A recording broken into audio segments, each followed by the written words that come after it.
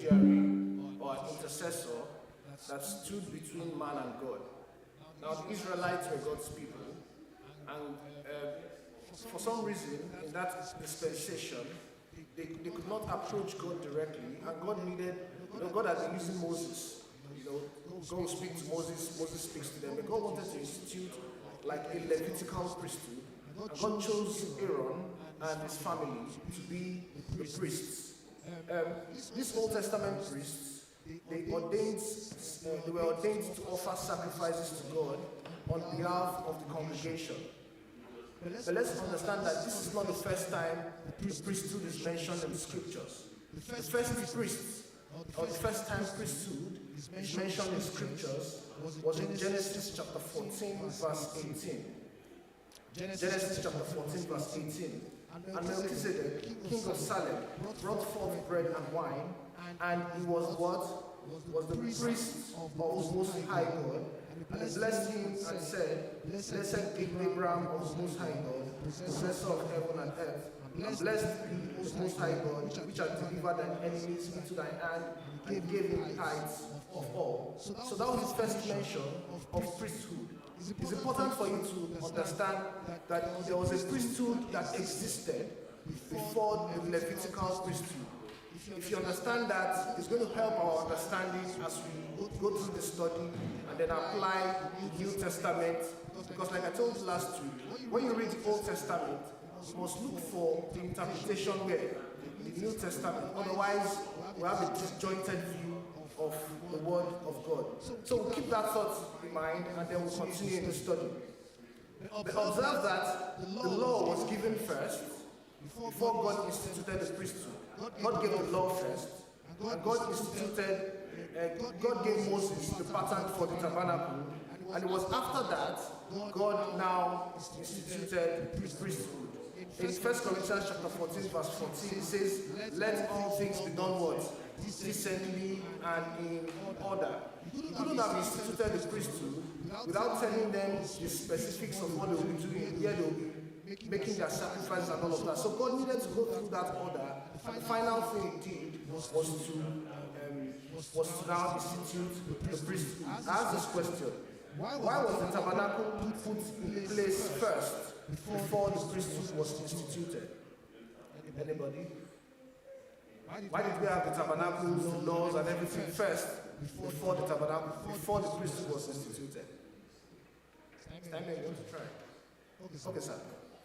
Hallelujah. I think our God is a God of order, and He wants everything to be in place so that the priest can have an office to administer, and also have the instruction given to Moses to administer.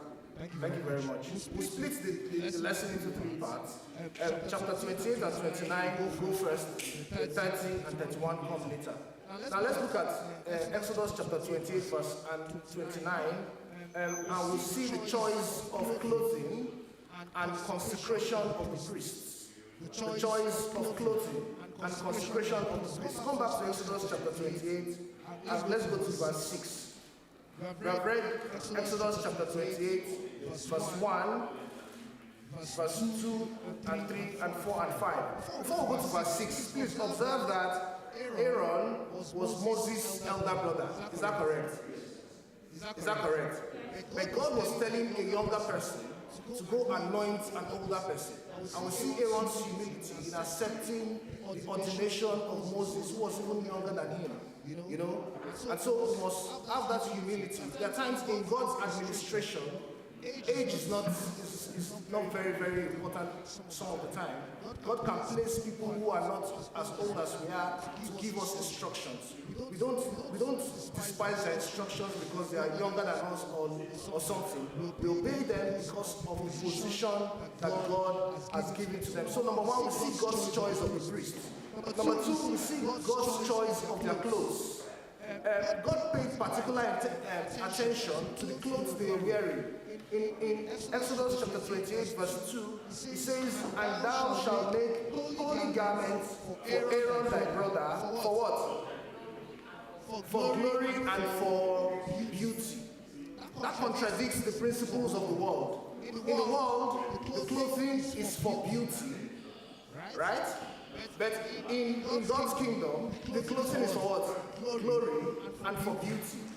Yes, the clothes should be beautiful, but the first consideration for Aaron's and his sons, the priesthood, the first consideration was what? Glory.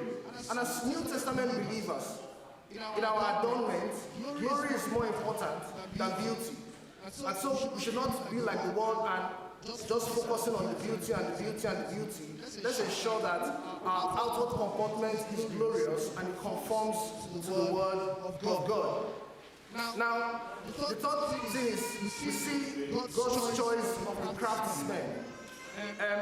The details of their clothes and the tabernacle and all of that, Moses could not make it by himself, and so God had to put inspiration in the hearts of two men, Bezalel and Aholiab.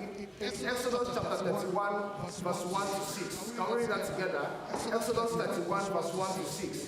And the Lord spake unto Moses, saying, See, I have called by name Bezalel, the son of Uri, the son of Paul, of the tribe of Judah, and I have filled him with the spirit of wisdom, of God in wisdom, and in understanding, and in knowledge, and in all Bezalel and Aholiab. Now let's come to the details of